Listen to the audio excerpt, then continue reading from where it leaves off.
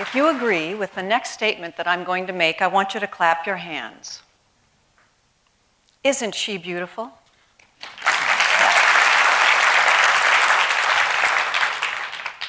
Mother Earth, planet Earth, blue planet, the water planet. Our Earth is covered with water 2/3 of its surface. It has a lot of water. So how much water does it really have? It has 330 million cubic miles of water, a large number. If you took all of that water and you poured it on the footprint of the United States, you would get a lake 90 miles deep. That's how much water we have. But terrestrial life, including us humans, we need fresh water. And so how much fresh water do we have? Well, it turns out that most of the water on the planet is saline. Only 3% of the water on the planet is fresh water. And of that 3%, only 1% is surface water. And the rest of the water is actually frozen or underground. So fresh water is a very precious resource. We don't have nearly as much fresh water as water. In fact, 1 in 6 people on the planet, 1 in 6 people on the planet do not have access to clean drinking water. That's a pretty astonishing figure. And this map shows you, in fact, the degree of water scarcity across the world, across the globe. The yellow, orange, and red regions are areas of the world that today experience water scarcity. So we know that fresh water is extremely precious. But even more precious than fresh water is clean fresh water. Because of our global air currents and the fact that 2/3 of our planet is covered in water, we have contaminated our globe with chemicals that have been used from industry for the last century. These chemicals have contaminated top predators from the North Pole to the South Pole and all the areas in between. Now, this is just a handful of chemicals, and we happen to know with certainty that this handful of chemicals causes harm to humans and wildlife.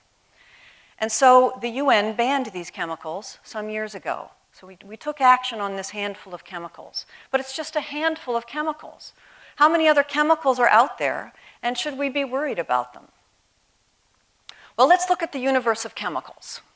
So how many chemicals are used in commerce today? This shows, this is sort of a cartoon of all the different chemicals that are registered for use, not regulated, an important distinction. These are chemicals that are registered for use in the United States. And it includes about 40,000 polymers. These are not considered terribly harmful or threatening. They're such large size that they are too big to pass through biological cell membranes. So we don't really concern ourselves with those 40,000 polymers. But we have about 42,000 industrial chemicals that have properties such that they do have the potential to cause adverse human harm. And then we also have about 12,000 chemicals that are pharmaceuticals and pesticides and cosmetic additives and food additives. So together we've got about 60,000 chemicals in this universe that have the potential to get into the environment and have the potential to cause harm. So in the United States, we regulate chemicals based on having lots of science and known certainty that there is a potential risk of both exposure and harm from a chemical. And we have to have that science in order to regulate chemicals and to protect human health and public health. And so we regulate chemicals from the Superfund program. Superfund is also known as CERCLA. That's this is for Dustin. I've got lots of acronyms for you in this slide. We have CERCLA. We have our waste disposal laws, or RCRA. We regulate chemicals through the Clean Water Act. We regulate chemicals through the Safe Drinking Water Act. And we regulate chemicals through the Clean Air Act. And if you take all of those regulated chemicals and you form a list and you take out the duplicates, we regulate about 370 chemicals. So does this mean that the other 59,600 chemicals are safe?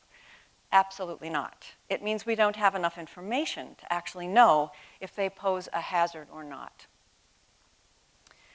So science evolves. And over time, since we've regulated these chemicals, we have also been able to discover new chemicals in the environment because our advances in analytical chemistry have progressed, have evolved, so we can measure minute quantities of chemicals in the environment. So we have identified new chemicals, if you will. Toxicology has also advanced, and so we've identified new effects from chemicals. The benchmark used to be cancer. Now we have many other adverse outcomes that we have to be concerned with.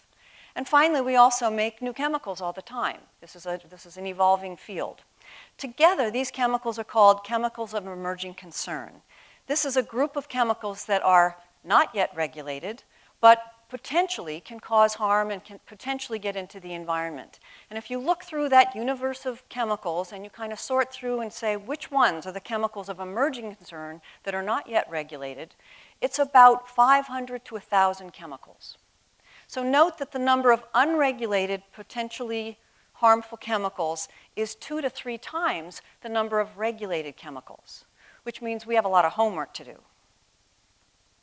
Now, why should we be concerned with these contaminants? Well, we know that some of them can cause reproductive problems. They can affect growth. They can affect development. They can affect organ health, such as kidney and liver issues. They can contribute to diseases such as obesity. They can affect behavior. Now, all of these are insidious. They're all bad. These are not good effects. But the worst effect of all is that sometimes these effects can be transgenerational. And so if you have a mother and a mom has been exposed to chemicals in her lifetime, she may not have any effect whatsoever. She lives a perfectly normal and healthy life. But what happens is her kid has a disease, or the kid has something wrong with her at birth, has something appear as a medical problem when she goes through puberty, or develops an adult disease later in her life. And even more insidious and really alarming is that these diseases can then show up in the next generation of the daughter. And so the grandchildren of the mother that was exposed exhibit the diseases and the outcomes, but not the mother herself. So this is called transgenerational effects, and they're very much thought to be related to the epigenetic mechanism that Dr. Moen talked about earlier. This is why we should be concerned. So where do these chemicals come from? Why are they in our environment, and how can we stop that? Well, they come from a variety of things, but unfortunately, most of them come from our everyday life. They come from our use and disposal of beauty products, of household cleaning agents, of our use and disposal of drugs. They come from our food containers and our water containers. Many of these chemicals are current use pesticides. They're the pharmaceuticals used in livestock, in commercial livestock production. And they, of course, occur in industrial effluent. And because these are universal things that we use in our everyday lives, they end up in our waste streams, and then they end up in our sewage treatment plants and our wastewater treatment plants. And the wastewater treatment plants don't remove these chemicals, and they get put into the environment, into our lakes and rivers and streams. And so this shows how just our everyday living produces chemicals in our waste stream, and that's how they get into our water supply, is through our wastewater treatment. Are we exposed to these chemicals? Yes, we are. A recent study by the U.S. Geological Survey looked at the drinking water source for about a third of the United States, and they looked for 55 different contaminants of emerging concern.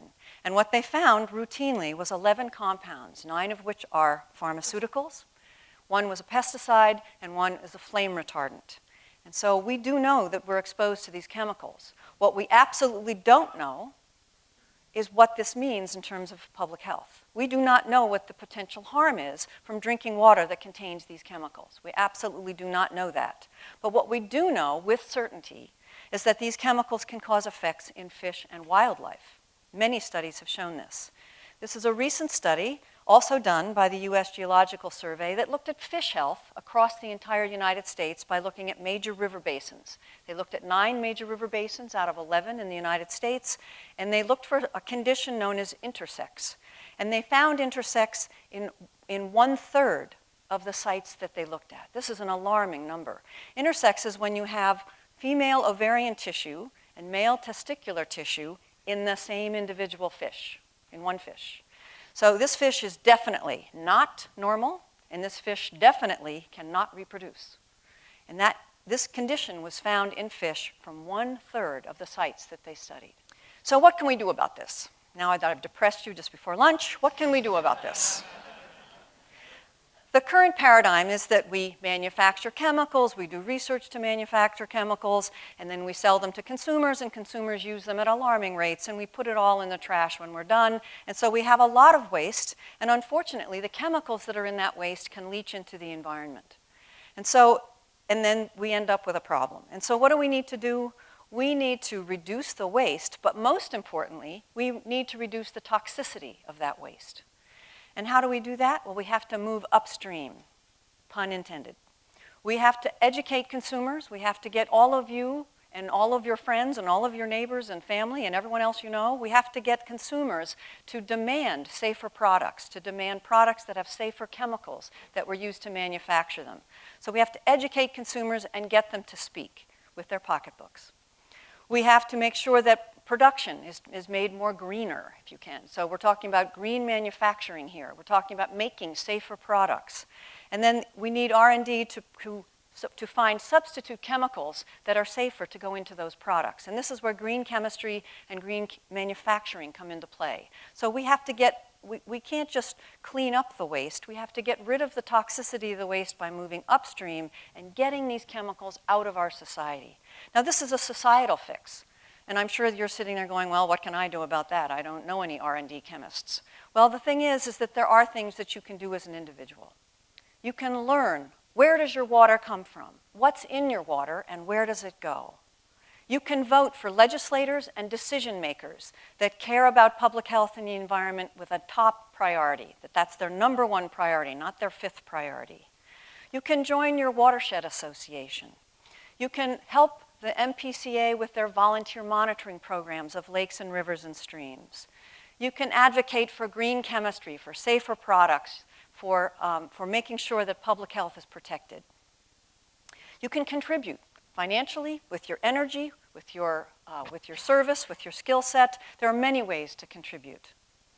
You can teach your friends and your family and your neighbors about water literacy, about what's in their consumer products. You can clean up your watershed, your local watershed, and you can clean out your medicine cabinet safely. You can take time to enjoy your water resources. You can build and create a safe and healthy community. Each and every one of you can contribute to that.